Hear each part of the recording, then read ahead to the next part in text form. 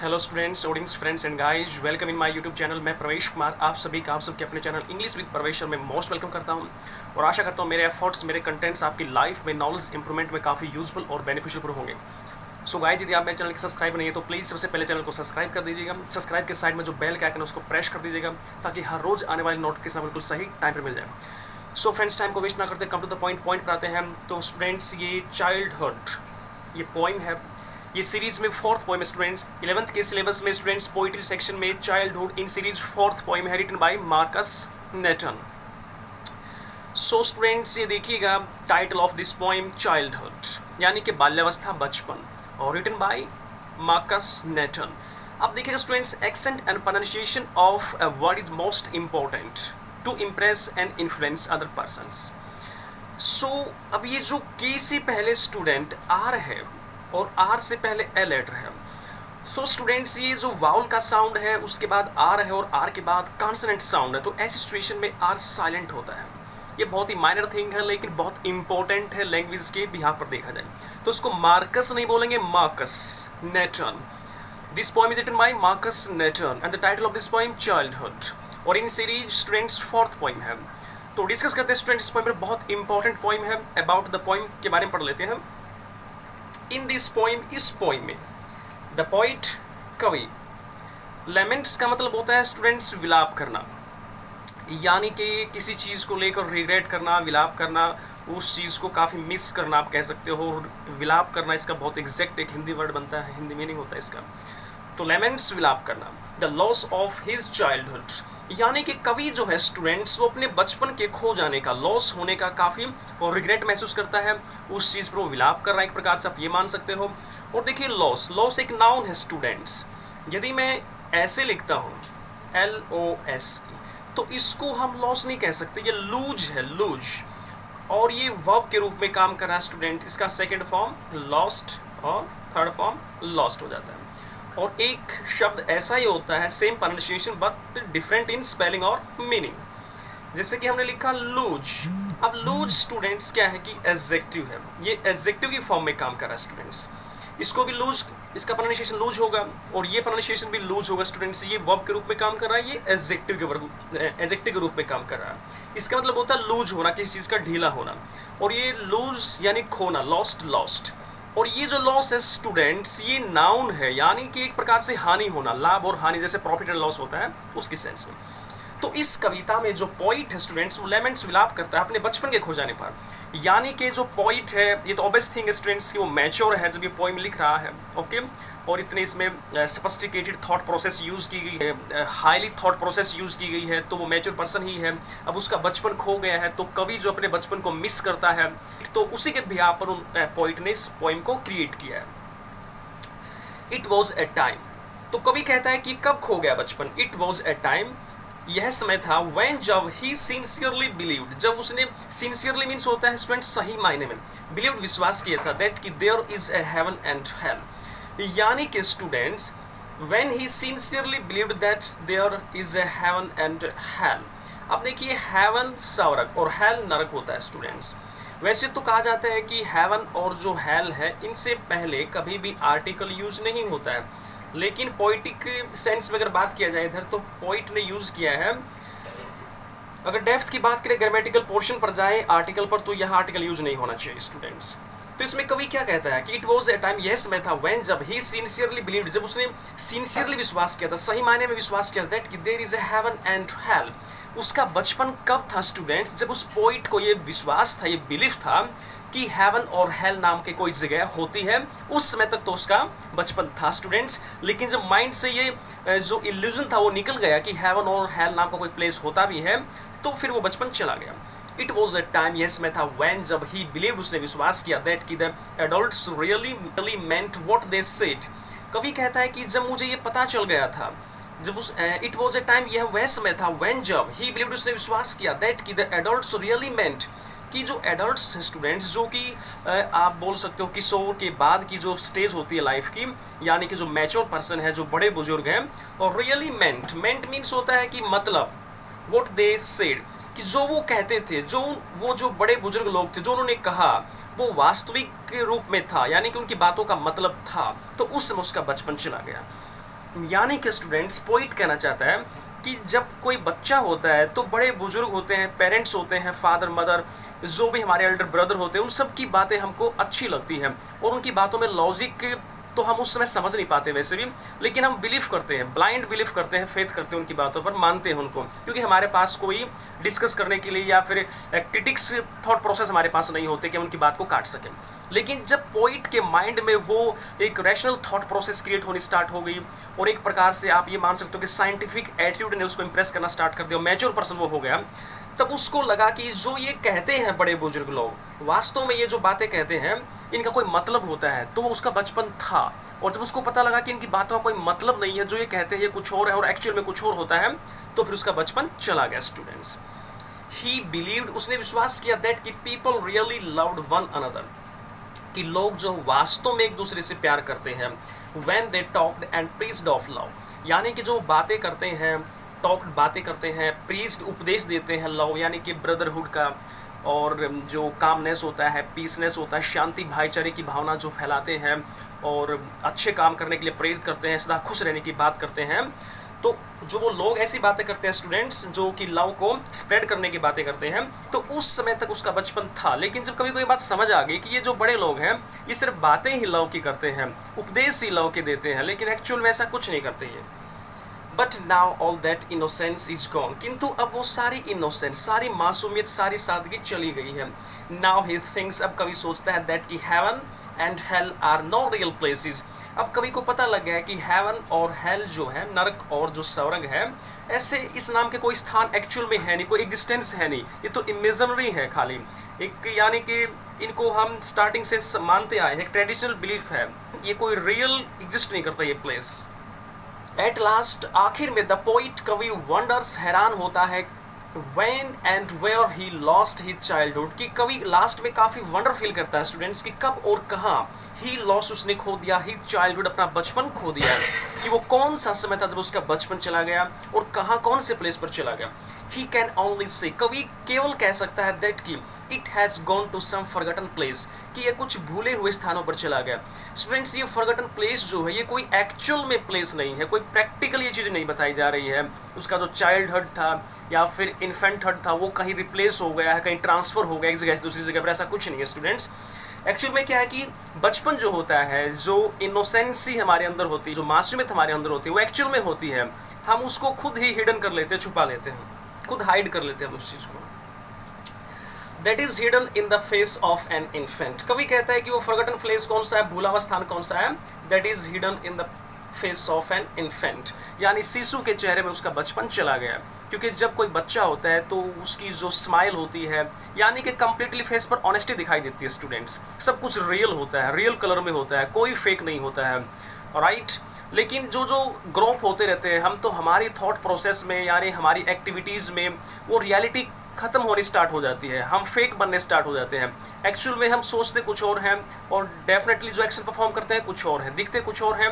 तो different place पर different हमारी थिंकिंग होती है और डिफरेंट सिचुएशन में डिफरेंट हमारे एक्शंस जो परफॉर्म होते हैं। तो कभी कहता है कि जो बचपन है वो बच्चे के फेस में चला गया, एक मासूमियत जो बच्चे के फेस पर होती है एक्चुअल में वहाँ चला गया। तो students, I hope that you have got it properly, the complete यानी कि theme of this poem, on which theme this poem is based, ये आप समझ चुके हो कि पोइट इसमें अपने बचपन को, अपने चाइल्डहुड को मिस कर रहा है स्टूडेंट्स, उसको काफ़ी याद कर रहा है। लेकिन बचपन एक बार जो गुजर जाता है स्टूडेंट्स, वापसी वो कभी रिकॉल नहीं किया जा सकता। एक्चुअल में बचपन वैसे पास्ट होता नहीं है, क्योंकि बचपन हमारे अंदर ही होता है, हम उसको एक सोशल फियर की वजह से हाइड कर लेते हैं स्टूडेंट्स। देखते इसमें आगे पढ़ते हैं। पोइट पजल्ड, यानी कि इस पोइम में स्टूडेंट्स 4 स्टेंजाज हैं और each of the stanzas has its different importance in itself. हर एक स्टेंजा की अपनी अपनी इंपॉर्टेंस है स्टूडेंट्स। जो फर्स्ट स्टेंजा है स्टूडेंट्स, उसको पढ़ने से पहले उसमें से मैंने कुछ वोकैबुलरी कह सकते हो, कुछ फ्रेजेस आप कह सकते हो, इंपॉर्टेंट लाइनें आप बोल सकते हो, gist of the first stanza मैंने यहाँ फाइंड आउट किया है। अगर आप ये समझ लेते हो तो फिर आपको फर्स्ट स्टेंजा में कोई डिफिकल्टी बचती नहीं है students. Okay, poet puzzled, first stanza में पोइट पजल हो जाता है, कंफ्यूज हो जाता है, सस्पेंस में आ जाता है। किस चीज़ को लेकर? लॉस ऑफ हिज चाइल्डहुड, यानी कि अपने बचपन के नुकसान को लेकर, बचपन के घाटे को लेकर। यानी कि जो पोइट है मैच्योर हो गया है, एडल्ट हो गया है तो अब उसको बचपन अपना मिस कर रहा हो, क्योंकि बचपन में सब चीज़ें रियल होती है, रियल हैप्पीनेस होता है बचपन में, तो उसको मिस कर रहा है। थिंग्स ऑफ वेरियस पॉसिबिलिटीज़, अब कवि के माइंड में जो डिफरेंट जो भिन्न होती हैं, विभिन्न प्रकार की पॉसिबिलिटीज, संभावनाएं जो हैं वो स्ट्रिंग हो रही हैं, यानी कि बन रही हैं।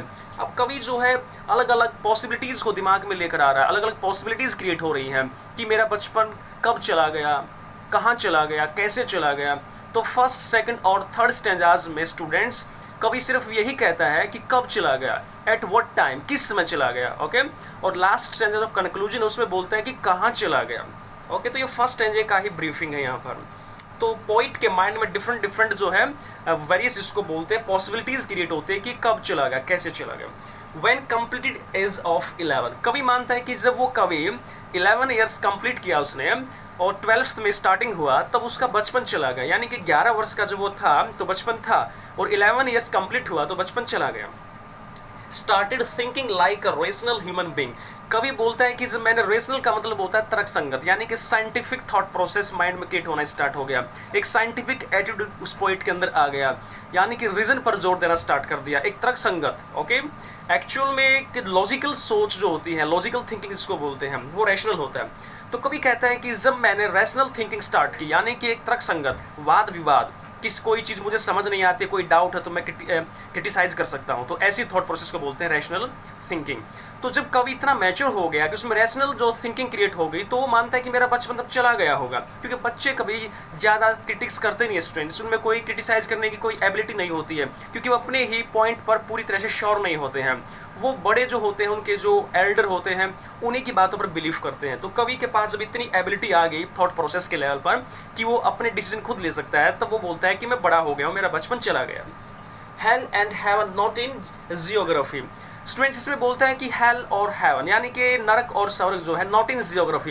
ये जियोग्राफी का मतलब क्या स्टूडेंट्स की, देखिए भूगोल का जो किताब होता है, अब कभी बोलता है कि भूगोल के किताब में हेवन और हेल नहीं है, नरक और स्वर्ग नहीं है। इसका मतलब ये है स्टूडेंट्स कि जब हमें कोई प्लेस देखना होता है, कोई कंट्री देखना होता है, यानी किसी भी प्लेस को हमें फाइंड आउट करना होता है, उसके एग्जिस्टेंस को देखना है, तो हम मैप में देख लेते हैं, नक्शे में देख लेते हैं। लेकिन कभी बोलता है कि पहले तो मुझे लगता था कि हेल और हेवन होता है, लेकिन अब मैं ज्योग्राफी किताब में देखता हूँ तो इस नाम की कोई जगह नहीं है, नक्शे पर मुझे कहीं दिखाई नहीं देती ये जगह। तो इट मीन्स अब मुझे पता लग गया कि हेल और हेवन बिल्कुल नहीं है, भूगोल में नहीं है, मैप में नहीं दिखाया गया। तो इसका मतलब मैं इतना मैच्योर हो गया हूँ कि मेरा बचपन चला गया। मैच्योरिटी आते ही स्टूडेंट्स जो बचकाना हरकतें होती हैं, जो चाइल्डिश लॉन्गिंग होती हैं, वो चली जाती हैं, राइट।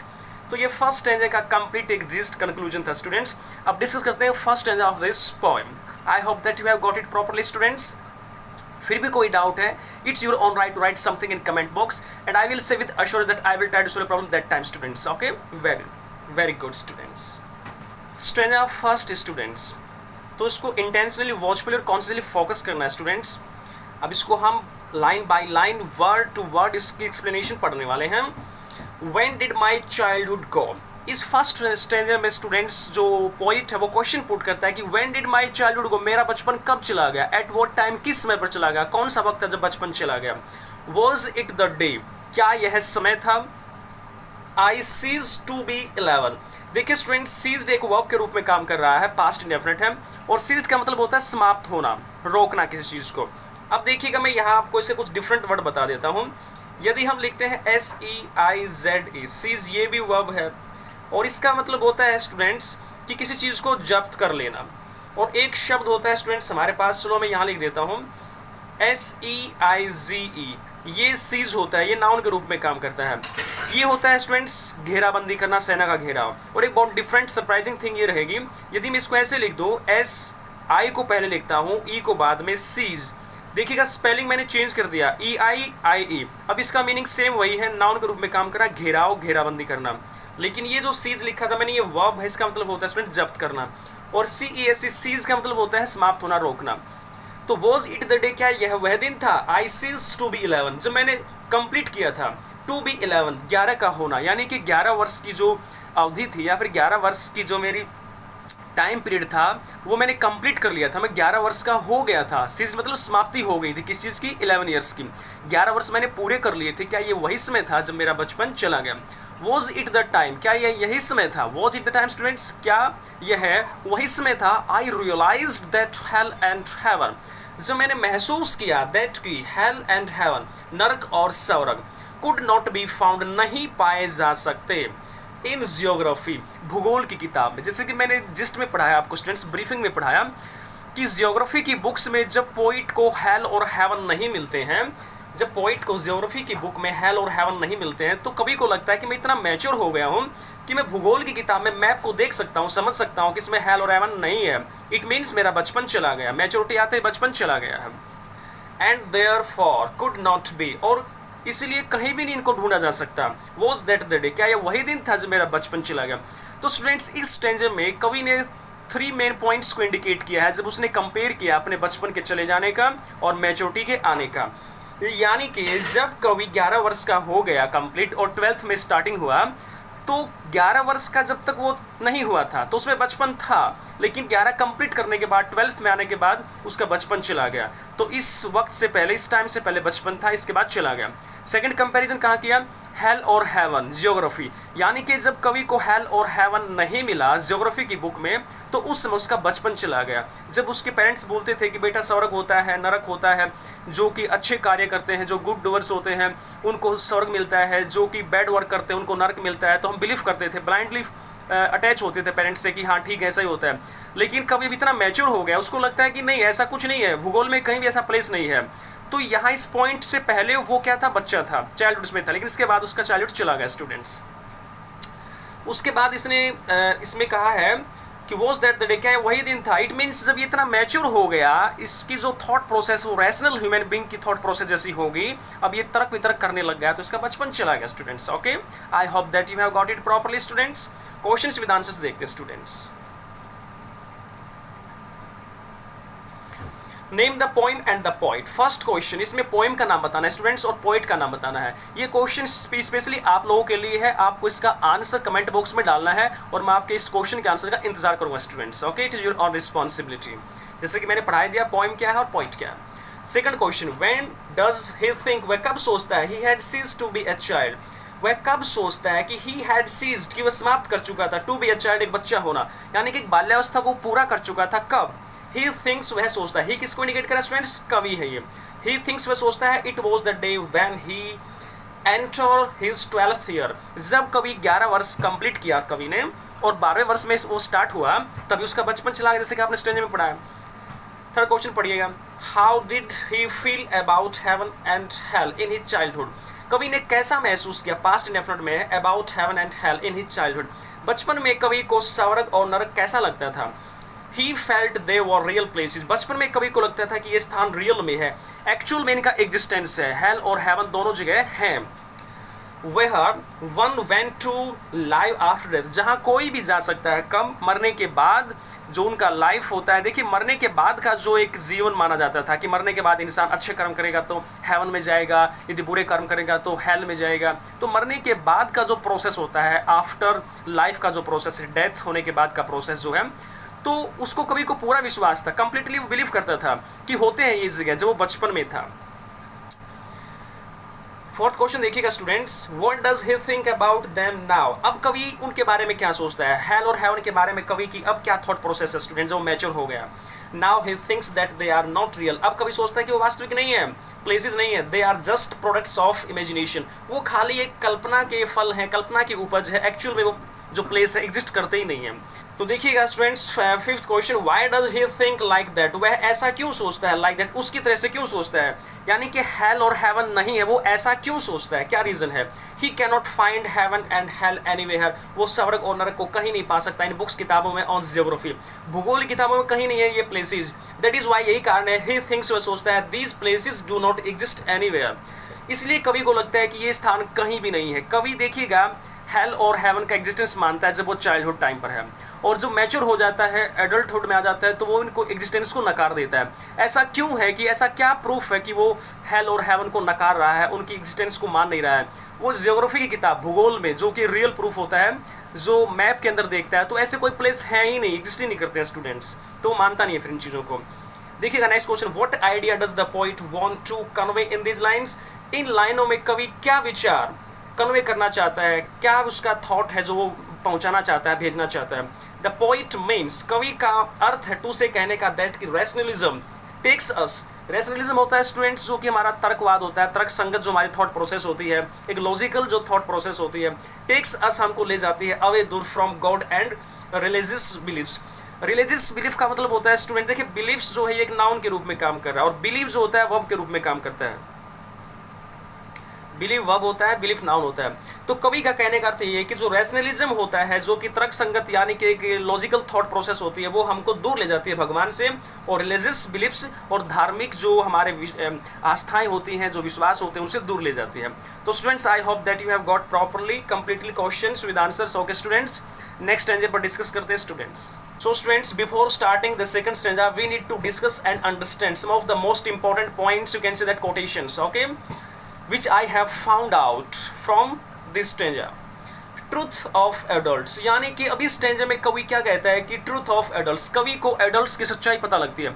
जब कवि बच्चा था तो जो उसके एल्डर्स थे, जो उसके parents, father, mother, Elder brother, जो भी रिलेटिव्स कह सकते हो, तो वो सभी उस बच्चे को जिस प्रकार से वो प्रीचिंग करते थे, यानी कि लव को प्रीच करते थे, टॉक करते थे, प्यार की बातें करते थे और बड़ी अच्छी अच्छी बातें करते थे, यानी कि हैप्पीनेस को बढ़ाने की बातें करते थे, ब्रदरहुड को बढ़ाने की बातें करते थे, तो वो चीज़ें जो है अब उनकी सच्चाई उसको पता लगी है कि एक्चुअल में एडल्ट्स ऐसे नहीं होते जैसा वो शो ऑफ करते हैं।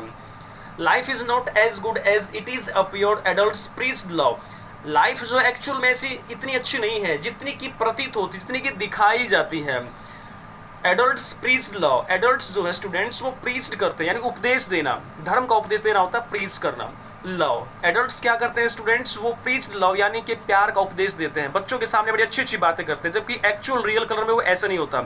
रियल बिहेवियर उनका ऐसा बिल्कुल नहीं होता, लेकिन बच्चे के सामने वो उनका फेस एक्सप्रेशन, उनका जो बिहेवियर बहुत डिफरेंट होता है, अच्छी अच्छी बातें करते हैं, लेकिन जब वो उस सिचुएशन से बाहर होते हैं तो उनका एक्चुअल कलर कुछ और ही होता है, यानी कि आपस में वो डिस्प्यूट कर रहे होते हैं, राइट, कॉन्फ्लिक्ट चलता रहता है, ब्रदर ब्रदर से झगड़ा कर रहा होता है, यानी कि फादर मदर का आपस में डिस्प्यूट होता रहता है। तो बच्चे इस चीज़ को देखते हैं तो कभी कहता है कि मुझे पता लग गया है कि जब मैं बच्चा था तो सभी मुझे अच्छी बातें करते थे, मुझे लगता था कि एडल्ट्स एक्चुअल में ही जो प्रीच करते हैं लव को, बातें करते हैं लव की, लेकिन अब बड़ा हो गया, उसको पता लग गया है कि जो भी वैसे बातें करते थे वो आपस में ही झगड़ा कर रहे हैं, एक्चुअल में ऐसे नहीं है वो, राइट। आपने देखा होगा प्रैक्टिकल लाइफ में स्टूडेंट, जैसे कोई छोटा बच्चा होता है, हम भी एक्टिविटी करते हैं, यानी कि उसकी तरह, यानी कि तुतलाकर बातें करते हैं ताकि बच्चा खुश हो जाए, बच्चे के ही फॉर्म में आ जाते हैं, बच्चे के कलर में आ जाते हैं। लेकिन बच्चा जब बड़ा हो जाता है उसको पता लगता है कि तो मेरा मजाक कर रहे हैं, मेरा मजाक उड़ा रहे थे, एक्चुअल में ये ऐसे है ही नहीं, इतने प्यारे ये है ही नहीं जितना ही दिखावा कर रहे हैं students. Okay, I hope that you have got it properly students. Never practice love in their life, यानी कि never practice love in their life. Actual में जो एडल्ट्स हैं स्टूडेंट्स वो इनको प्रैक्टिकली अडॉप्ट ही नहीं करते हैं लव को, राइट, लव को स्प्रेड ही नहीं करते हैं, वो सिर्फ सम टाइम के लिए बच्चे के सामने दिखावा करते हैं। Moves a step towards adulthood, यानी कि अब वो एडल्टहुड की तरफ एक कदम आगे बढ़ाने लगा है, कौन, पोइट स्टूडेंट्स, और वो उनको समझने लगा है एडल्ट्स की एक्चुअल में एडल्ट्स और रियल कलर में कैसे होते हैं और बच्चों के सामने कैसे होते हैं। अब स्टैंडर्ड 2 पर डिस्कस करते हैं स्टूडेंट्स। ओके, ये स्टैंडर्ड 2 के ही मेन इंपॉर्टेंट ये लाइंस थी। ओके, आपको समझ आ गया कि स्टैंडर्ड 2 में क्या पढ़ने वाले हैं हम। When did my childhood go, मेरा बचपन कब चला गया, ये टाइमिंग को ही मेंशन करा स्टूडेंट्स की कब चला गया। फर्स्ट में भी टाइम पूछा था कब चला गया, वहाँ 11 बोला गया था, हेल हेवन की नॉलेज के बारे में बोला गया था, राइट, और रैशनल जो थॉट प्रोसेस थी तब चला गया था। अब देखते हैं इसमें कैसे चला गया। When did my childhood go, मेरा बचपन कब चला गया, साइन ऑफ इंटररोगेशन प्रश्न पूछा। Was it the time, क्या वैसे में था। I realized that adults were not all they seem to be, जब पोइट को रियलाइज हुआ कि जो adults students were not all they, कि वो ऐसे बिल्कुल नहीं है जैसे वो दिखाई देते हैं, जैसे वो प्रतीत होते हैं, ऐसे बिल्कुल नहीं है। Okay, they talked of love, वे प्यार की बातें करते हैं, एंड प्रीच्ड ऑफ लव, और प्यार को ही स्प्रेड करते हैं, प्यार का ही उपदेश देते हैं। But did not act so lovingly, किंतु प्रैक्टिकली इन चीज़ों को परफॉर्म नहीं करते हैं, अपनी लाइफ में प्रैक्टिकली अडॉप्ट नहीं करते हैं, वो हमारे सामने कुछ और शो ऑफ करते हैं और उनकी जो पर्सनल लाइफ होती है उसमें कोई लव नाम की चीज़ नहीं होती है स्टूडेंट्स, ऐसा ये पॉइंट कह रहा है।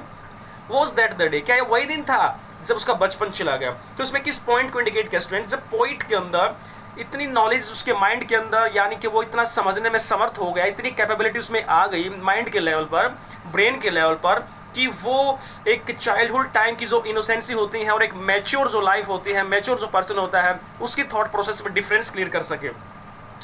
यानी कि एडल्ट्स के बारे में उसको पता चला कि वो कहते कुछ और है, रियल कलर में कुछ और होते हैं, तो उसका बचपन चला गया।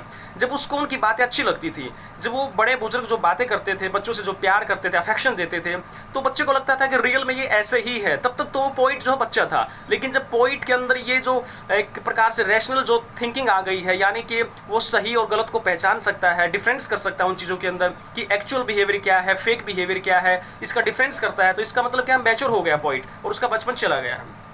ओके, तो आई hope that you have got it properly students. Questions with answers देखते हैं students. When does the poet think he lost his childhood? यानी कि कभी कब सोचता है कि उसका बचपन चला गया। He thinks he lost his childhood when he realized them. Hypocrisy का मतलब क्या होता है स्टूडेंट्स? हिपोक्रेसी होता है नाउन के रूप में काम कर रहा है, पाखंड को बोलते हैं, कपट को बोलते हैं, इसको हाइपोक्रेसी नहीं बोलते। काफी बार स्टूडेंट्स जो प्रोनाउंसिएशन रॉन्ग कर देते हैं, हाइपो नहीं होता, हिपोक्रेसी। ये क्राइसी भी नहीं होता स्टूडेंट्स, ये आई ए का साउंड दे रहा है। हिपोक्रेसी मतलब क्या हो जाएगा, पाखंड। In the behaviour of adults, जब कवि के माइंड में ये चीज क्लिक हो गई, उसके अंदर इतनी एबिलिटी आ गई माइंड के लेवल पर कि वो बता सके कि एडल्ट्स का जो बिहेवियर है, जो एडल्ट्स का जो बिहेवियर स्टूडेंट्स, वो क्या है, एक हिपोक्रेसी है स्टूडेंट्स, यानी कि एक पाखंड है, कपट है, तो उसका बचपन चला गया। सेकंड क्वेश्चन देखिए students, what do adults usually talk and preach of? यानी कि जो एडल्ट है स्टूडेंट्स, वो सामान्यतः किसकी बातें करते हैं, क्या उपदेश देते हैं, क्या बातें करते हैं वो? आंसर देखिएगा, adults usually talk and preach of love. जो एडल्ट्स है स्टूडेंट्स, जो बड़े बुजुर्ग लोग हैं, वो सामान्यतः बातें करते हैं, उपदेश देते हैं लव का, स्नेह भाव का, अफेक्शन का, अच्छी बातें बताते हैं।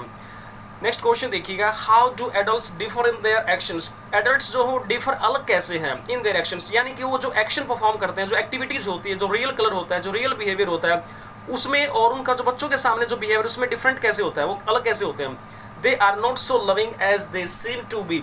They are not so loving, वो इतने प्यारे नहीं है, एज दे सीम, जैसे वो दिखते हैं, to be in their talking and preaching, जब वो उपदेश देते हैं धर्म का या फिर बातें करते हैं प्यार की, तो एक्चुअल में वो इतने प्यारे हैं नहीं है जितनी प्यार की वो बातें करते हैं या उपदेश देते हैं। ऑलराइट, फोर्थ क्वेश्चन देखिएगा students, how did the poet feel? कवि ने कैसे महसूस किया about adults when he was a child? जब वो बच्चा था कवि स्टूडेंट्स, तो एडल्ट के बारे में क्या सोचता था, क्या महसूस करता था? He felt that they were truly, truly means होता है सही मायने में, सिंसियरली आप बोल सकते हो। He felt, उसने महसूस किया, महसूस करता था that कि they were truly, कि वो सचमुच सही मायने में as loving, इतने प्यारे थे, and caring, और इतनी देखभाल करने वाले थे, as they appeared to be in their talk, जितने कि उनकी बातों से पता लगता था, जितना उनकी बातों से रियलाइज होता था कि वो इतने अच्छे हैं, उतने ही वो रियल कलर में पोइट को दिखाई देते थे जब वो बच्चा था। ओके, जैसी बातें करते वैसे ही वो रियल उसको लगते थे, लेकिन जब मैच्योर हो गया पॉइंट तो उनको ऐसे नहीं लगते हैं। तो इस स्टेंजा में 2 पॉइंट्स पर बातें हुई हैं कि जब वो उसको पता लगा कि एडल्ट्स रियल में कैसे होते हैं, और जो बच्चा था तब उसको सारी बातें अच्छी लगती थी, बड़ा हो गया तो उसको डिफरेंस पता लग गया कि एडल्ट्स जो है एक्चुअल में इतने अच्छे बिहेवियर नहीं होता, प्यार की बातें करते हैं, आपस में झगड़ते रहते हैं फिर भी वो। तो अब उसको पता लग गया कि जब उसको बातें समझ आती थी, एडल्ट्स को वो रियल मानता था कि वो रियल में लव प्रीच करते हैं, लव की टॉकिंग करते हैं, तो बच्चा था। जब उसको पता लगा कि ये सिर्फ टॉकिंग लव की करते हैं, प्रीचिंग करते हैं लव की, एक्चुअल में ये ऐसे है नहीं, तो वो मैच्योर हो गया, उसका बचपन चला गया students. Okay, What has the poet found about adults now? कवि जो है एडल्ट्स के बारे में अब क्या पा चुका है, क्या जानकारी मिल चुकी है? Answer, he has found that they were hypocrites का मतलब होता है स्टूडेंट्स, पाखंड और कपट को बोलते हैं। तो इसको बोलेंगे नहीं, हिपोक्राइट्स नहीं बोलेंगे, इसको हिपोक्रिट्स होता है। They are not what they seem to be, यानी कि ही हैज फाउंड, वह पा चुका है दैट कि they were hypocrites, they are not what they seem to be, कि वो पाखंड करते हैं, वो बिल्कुल ढोंगी हैं। They are not what they seem to be, वो बिल्कुल ऐसे नहीं है जैसे वो दिखाई देते हैं, जैसे वो प्रतीत होते हैं ऐसे बिल्कुल नहीं है। वो अच्छे होने का ढोंग करते हैं, दिखावा करते हैं, हिपोक्रिट्स करते हैं उस चीज़ की, एक्चुअल में ऐसे नहीं है वो। अब उसको पता चल गया पॉइंट को। 6 क्वेश्चन देखिए students, what idea does the poet want to convey in this lines? इन लाइनों में पोइट जो है किस प्रकार का आइडिया देना चाहता है, क्या मैसेज पहुंचाना चाहता है? द पोइट मीन्स टू से, कवि के कहने का मतलब है दैट कि while an adult like the simplicity, simplicity होता है मासूमियत, सादगी, यानी कि वाइल, जबकि एन एडल्ट, एक युवा यानी बड़ा बुजुर्ग, like the simplicity of childhood, जिसमें बचपन की मासूमियत होती है, यानी कि कोई भी कितना मैच्योर क्यों ना हो जाए स्टूडेंट्स, उसके अंदर मासूमियत रहती है, इनोसेंसी रहती है उसके अंदर स्टूडेंट्स, ऐसी बात नहीं है। ही बिकम्स हिपोक्रिटिकल का मतलब क्या होता है स्टूडेंट्स, कि वो बनता है पाखंडी, बनता है कपटी, बनता है इन हिज बिहेवियर, अपने बिहेवियर में, as he grows in year, जैसे जैसे उसकी एज बढ़ती जाती है वो काफ़ी कपटी बनता जाता है, उसका बिहेवियर चेंज होता जाता है। इसमें पॉइंट यही मैसेज देता है स्टूडेंट्स कि जो एडल्ट होते हैं, यानी कि जो बड़े बुजुर्ग होते हैं, जो किशोर अवस्था के बाद की सिचुएशन होती है, उसके अंदर भी लाइफ में जो सिंप्लिसिटी होती है, मासूमियत होती है, ऐसी बात नहीं कि नहीं होती है, बचपन वाली चीज़ें होती हैं, लेकिन वो एज के हिसाब से जैसे वो ग्रो अप होते हैं, उनकी एज बढ़ती जाती है, तो उनके अंदर हिपोक्रिटिकल सिचुएशन आ जाती है, यानी पाखंड ज़्यादा आ जाता है। वो दिखाई फेस एक्सप्रेशन कुछ और होते हैं, रियलिटी कुछ और होती है, ऐसा वो हो जाता है, बिहेवियर बदल जाता है उनका। His words don't reflect, यानी कि उसके शब्द, एंड अडल्ट यानी एक व्यक्ति को इंडिकेट करता है, तो हिज वर्ड्स, उसके शब्द, डोंट रिफ्लेक्ट। अब देखिएगा शब्द, बहुत सारे शब्द हो गए, तो डोंट रिफ्लेक्ट यानी कि प्रतिबिंब नहीं होते हिज फीलिंग्स। जैसा वो एडल्ट होने के बाद जैसा वो दिखाई देता है, जो वो कहता है वो कुछ और होता है, उसकी फीलिंग जो भावनाएं होती है कुछ और होती है, उसके शब्द जो होते हैं वो रिफ्लेक्ट नहीं करते, प्रतिबिंब नहीं बनते उसकी भावनाओं का, यानी कि फेस उसकी बातों का सहारा नहीं देता है, चेहरा कुछ और बोलता है और शब्द कुछ और बोलते हैं। He feels something but says something different, यानी कि वो फील्स महसूस करता है कुछ और कहता है बिल्कुल कुछ और, यानी कि कहना और महसूस करना दोनों अलग चीज़ हो जाती है। जब वो कोई जो चाइल्डहुड अवस्था से स्टूडेंट्स एक एडल्टहुड में आता है, तो वो क्या होता है, उसका सोचना कुछ और होता है, फील करना कुछ और होता है, एक्सप्रेस कुछ और करता है, रियलिटी का पता नहीं चलता कि वो रियल कलर में कब होता है। तो देखिए स्टूडेंट्स, नेक्स्ट स्टेंजा पर आते हैं। स्टेंजे को स्टार्ट करने से पहले स्टेंजा 3 हम इसके बारे में पढ़ लेते हैं। Master of on mind. इस स्टेंजे में स्टूडेंट्स कवि कहता है कि मेरा बचपन तब चला गया जब मास्टर ऑफ ऑन माइंड, जब मैं अपने दिमाग को लेकर, यानी कि डिसीजन मेकिंग पावर मैं खुद ले सकता था, मैं किसी दूसरे के डिसीजन पर डिपेंड नहीं था, मैं इंडिपेंडेंट हो गया था, मैं डिपेंड नहीं था, यानी कि मैं अपने थॉट प्रोसेस को डायरेक्शन दे सकता था। तो उस समय कवि को लगता है कि मैच्योर हो गया, मेरा बचपन चला गया। तो इसमें कुछ पॉइंट्स मैंने इंडिकेट किए हैं इस स्टेंज में से निकाल के, थर्ड में से। आर्ट ऑफ इंडिपेंडेंट थिंकिंग, यानी कि जब कवि की स्वतंत्र सोच हो गई, वो उसके अंदर डिसीजन मेकिंग पावर स्ट्रांग हो गई स्टूडेंट्स, तो उसका बचपन चला गया students. Okay, became master of his on mind, यानी कि जब वो अपने माइंड का खुद का मास्टर हो गया, मालिक हो गया, अपनी थॉट प्रोसेस को, अपने डिसीजन को डायरेक्शन दे सकता है कि क्या सही क्या गलत है। अब पेरेंट्स की बातों को वो नहीं मानता इतना ज़्यादा, अपने डिसीजन खुद ले लेता है। जैसे कि आपको पता है कि पेरेंट्स बोलते हैं जब बच्चा बड़ा हो जाता है कि भाई अब तो तू बड़ा हो गया, अपने खुद के डिसीजन लेता है, बताता ही नहीं है कि फादर को ना मदर को कि क्या हो रहा है क्या नहीं हो रहा है। तो इट मीन्स वो डिसीजन मेकिंग पावर उसमें आ जाती है, अपने माइंड को खुद यूज करता है वो। तो उस समय उसका बचपन चला गया। सेंस ऑफ इंडिविजुअलिटी, यानी कि स्टूडेंट्स जो इंडिविजुअलिटी होता है इसका मतलब होता है पर्सनैलिटी, यानी कि उसके अंदर पर्सनैलिटी की जो भावना होती है, एक व्यक्तित्व उसका बन जाता है, अलग से एक इमेज, एक छवि बन जाती है उसकी, तो उसमें मैच्योरिटी आ जाती है। तो फिर वो मानता है कि मेरा बचपन चला गया है।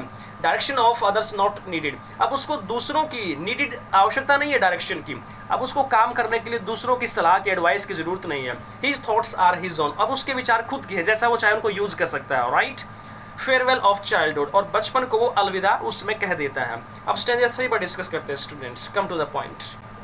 When did my childhood go, मेरा बचपन कब चला गया। इस थर्ड स्टैंजा में भी टाइम बोल रहा है कि कब चला गया। Was it when I found my mind was really mine, यानी कभी कहता है कि जब मुझे पता लगा, जब मैंने पा लिया कि मेरा माइंड जो है एक्चुअल में मेरा है, कि मेरे माइंड पर किसी का प्रेशर नहीं है, यहाँ तक पेरेंट्स का ही प्रेशर नहीं है, उसको क्या लाइक करता है, वो क्या डिसलाइक करता है, क्या चॉइस है उसकी, वो उसकी अपनी खुद की पसंद है। राइट, उसकी पसंद पर उसके पेरेंट्स भी उसको एम्फसाइज नहीं कर सकते हैं, उसके डिसीजन मेकिंग पावर स्ट्रांग हो गई है। अब लाइफ के जो डिसीजन लेना चाहता है, जो मेजर डिसीजन होते हैं वो खुद ले सकता है स्टूडेंट्स। तो उसको पता लग गया कि अब मैं मैच्योर हो गया, मेरा बचपन चला गया है। और जब वो पूरी तरह डिपेंड होता था पेरेंट्स पर कि क्या खाना है, कहाँ जाना है, पूछ कर जाता था, तो उस समय वो बच्चा था। अब इसमें डिफरेंस आ गया, यानी कि उसका माइंड खुद का हो गया, सोच उसकी खुद की हो गई, तो मैच्योर हो गया है। जब वो दूसरों पर डिपेंड था, फैमिली पर डिपेंड था हर एक डिसीजन के लिए, तो वो बच्चा था। To use whichever way I choose, कभी कहता है कि मैं अपने माइंड को, अपने थॉट प्रोसेस को जैसा चाहूँ मैं इसको यूज कर सकता हूँ, जिस डायरेक्शन में चाहूँ इसको चुन सकता हूँ। Producing thoughts that were not those of other people, और इसमें कभी कहता है कि मैं अपने विचारों को प्रोड्यूस कर सकता हूँ, that were not those of other people, जो दूसरे लोगों के विचार नहीं है। देखिएगा हर एक व्यक्ति का एक इंडिविजुअल थॉट प्रोसेस होता है। कभी कहता है कि जो मेरे डिसीजन है, जो दूसरों के डिसीजन नहीं है, तो दूसरे मुझ पर वो डिसीजन थोप नहीं सकते, मुझ पर वो फोर्स नहीं कर सकते। राइट, तो मेरी थॉट प्रोसेस अलग है, बाकी की अलग है। तो अब मैं बड़ा हो गया हूँ कि मुझे दूसरों के विचारों पर चलने की जरूरत नहीं है, मुझे अपने एल्डर ब्रदर की एडवाइस की जरूरत नहीं रही है, मैं खुद डिसीजन ले सकता हूँ, इतना मैच्योर हो गया हूँ। तो मेरे अपने जो खुद के थॉट्स है वो मैं प्रोड्यूस कर रहा हूँ। राइट, तो that were not those of other people, जो कि दूसरों के नहीं है। राइट, देखो फैमिली के अंदर भी अगर ब्रदर सिस्टर से सबके थॉट प्रोसेस अलग अलग होता है स्टूडेंट्स, तो ये कहता है कि दूसरों से मेरे थॉट अलग हैं। Was that the day but my on and mine alone. ये कहता है कि मेरे अपने खुद के विचार हैं, एंड माइन अलॉन, मेरे अपने अकेले के हैं, किसी और के विचार ऐसे नहीं है जो से मैं सोचता हूँ, और मेरे विचारों पर किसी का फोर्स भी नहीं है, उसकी फैमिली तक का फोर्स नहीं है स्टूडेंट्स। क्योंकि जब बच्चा बड़ा हो जाता है तो उसके खुद के डिसीजन हो जाते हैं, कुछ हद तक अपनी लाइफ के डिसीजन वो खुद ले सकता है। ओके, तो वो कहता है कि मेरे डिसीजन अपने हो गए हैं। वॉज दैट द डे, क्या ये वही दिन था जब मेरा बचपन चला गया। कवि कहता है स्टूडेंट्स, वेरी सिंपल लाइन है, इसमें ज़्यादा कुछ डिस्कस करने का नहीं है, कि जब कवि को ये रियलाइज होता है कि मैं अब इंडिपेंडेंट हो गया हूँ पूरी तरह से अपनी थॉट प्रोसेस को लेकर, अपनी लाइफ को सर्वाइव करने के लिए मैं इंडिपेंडेंट हो गया हूँ, तो मेरा बचपन चला गया। और जब कवि पूरी तरह से डिपेंड करता था फैमिली पर, अपने रिलेटिव्स पर, हर एक डिसीजन के लिए डिपेंड करता था, तो वो बच्चा था। ओके स्टूडेंट्स, क्वेश्चन आंसर्स पर डिस्कस करते हैं। First question, when does the poet think he lost his childhood. कवि कब सोचता है कि उसका बचपन चला गया, क्या सोचता है, कब सोचता है कि उसका बचपन कब चला गया। स्टूडेंट्स डिस्कस करते हैं। ही थिंक्स, वह सोचता है, he lost his childhood when he became conscious of his individuality. वह सोचता है कि उसने अपना बचपन खो दिया जब वो बना, कॉन्शियस का मतलब क्या होता है, सचेत बना, जागरूक बना। ये नाउन के रूप में एडजेक्टिवली वर्क कर रहा है स्टूडेंट्स यहाँ पर, कॉन्शियस ऑफ हिज इंडिविजुअलिटी, यानी कि उसकी जो पर्सनैलिटी है, उसकी जो इमेज है, उसके प्रति जब वो सचेत हो गया तभी उसका बचपन चला गया। सेकंड क्वेश्चन देखिए students, what has the poet found about his mind. कवि जो है क्या पा चुका है, अबाउट हिज माइंड, अपने माइंड के बारे में, अपने माइंड के लेवल पर उसने क्या पा लिया है।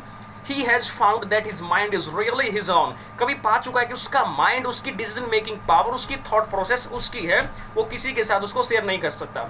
It belongs to him and none else। वो उसी से संबंधित है, किसी दूसरे की ऐसी नहीं है। हर एक व्यक्ति का अपना इंडिविजुअल थॉट प्रोसेस होता है। अब वो किसी की डिसीजन को माने या ना माने, उसकी अपनी पर्सनल चॉइस है स्टूडेंट्स। तो कहता है कि मेरी जो सोच है, मेरी जो डिज़ायर है, मेरे जो सपने हैं, जो मैं सोचता हूँ वो मैं ही सोचता हूँ, कोई और ऐसा नहीं सोच सकता। थर्ड क्वेश्चन देखिएगा, how can he use his mind. अपने दिमाग को कैसे प्रयोग कर सकता है। He can use his mind in what ever way he likes, जिस तरीके से वो चाहे, जिस डायरेक्शन में चाहे अपने माइंड को यूज कर सकता है।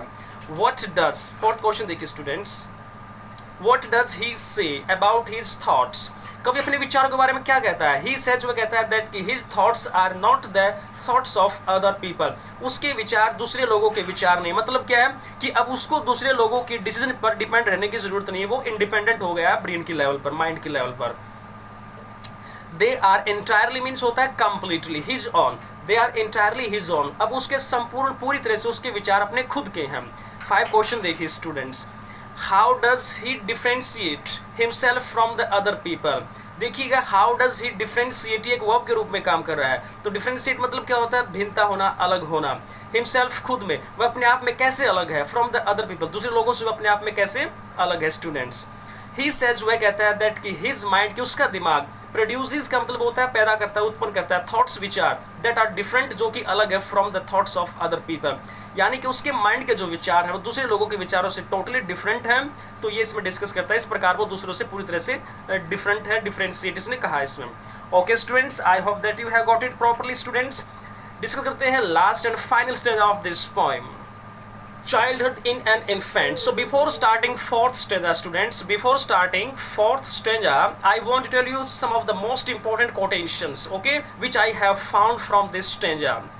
So childhood in an infant, अब इसमें बोलता है ये पोइट स्टूडेंट्स कि उसका बचपन जो है एक इन्फेंट, एक शिशु के चेहरे में जाकर छिप गया है। अभी तक तो तीनों स्टैंजाज में उसने टाइम बोला है कि कब चला गया, लेकिन अब पूछेगा कि वेयर, कहाँ चला गया है। तो चाइल्डहुड इन एन इन्फेंट, यानी कि उसका बचपन जो है वो एक बच्चे में चला गया, एक शिशु में चला गया स्टूडेंट्स। तो फर्स्ट कोटेशन क्या है, childhood gone to some forgotten place, यानी कि बचपन है जो वो चला गया कुछ भूले बिसरे स्थानों पर। भूले बिसरे स्थान कोई प्रैक्टिकली कोई डिस्टेंस नहीं है स्टूडेंट्स, कोई एक क्राइटेरिया नहीं है, कोई प्लेस नहीं है एक्चुअल में प्रैक्टिकली कोई चीज़। ये किसी बच्चे के फेस में, यानी कि जब हम बड़े हो जाते हैं तो अपनी खुशी को, अपने बचपन को एक बच्चे के फेस में ही तलाशते हैं हम, कि हमारा जो बचपन है वो इस बच्चे के फेस में चला गया है। जो कि न्यूली बॉर्न बेबी होते हैं स्टूडेंट्स, उनके फेस के अंदर हमारा बचपन चला जाता है, उसके अंदर हम देखते हैं अपने बचपन का। Second, hidden in N infant's face, यानी कि छिप गया है शिशु के चेहरे में।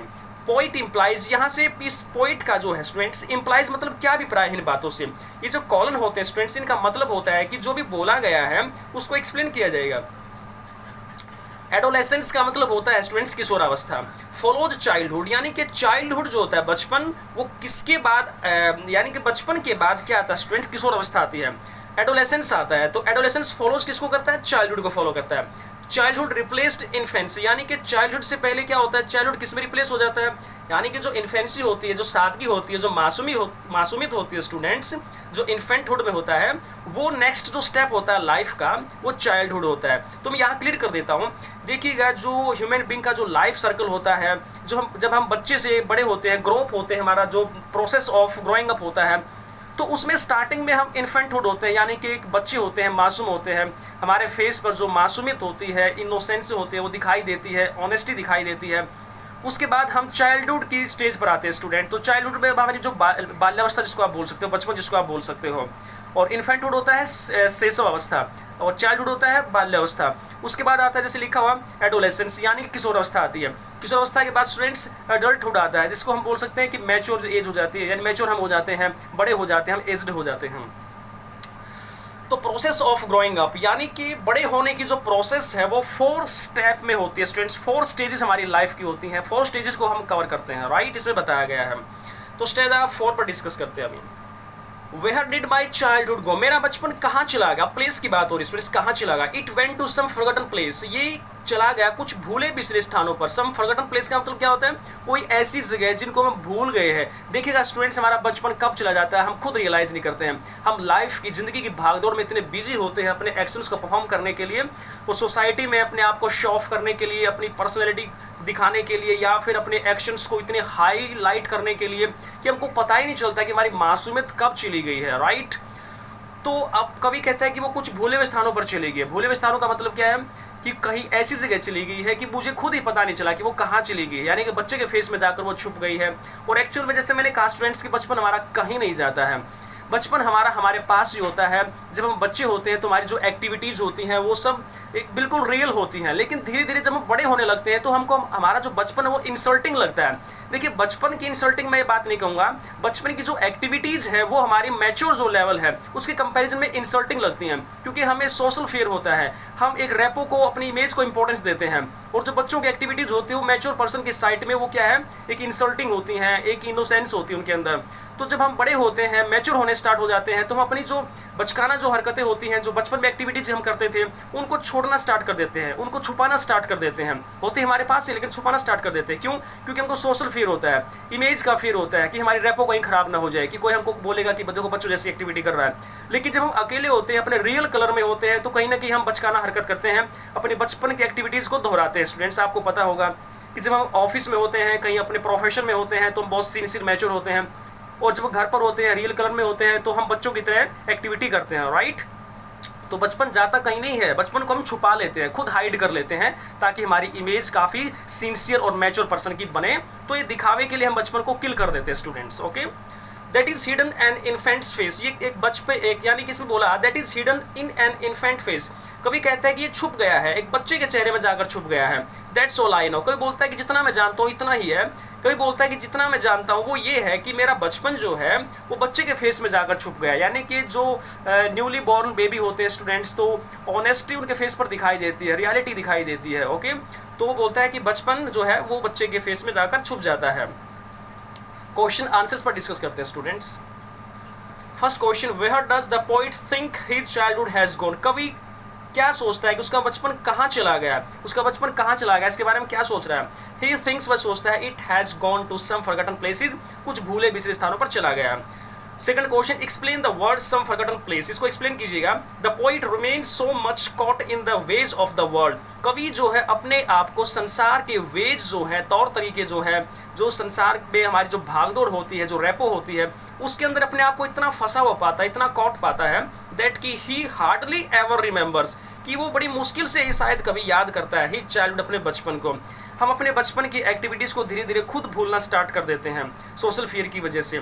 तो फिर बचपन हमारे पास ही होता है, लेकिन हम उसको इग्नोर कर रहे होते हैं, भूल रहे होते हैं। दैट इज वाई, यही कारण है, ही सेज, वह कहता है, his childhood has gone to some forgotten places, कि उसका बचपन कुछ भूले बिसरे स्थानों पर चला गया है।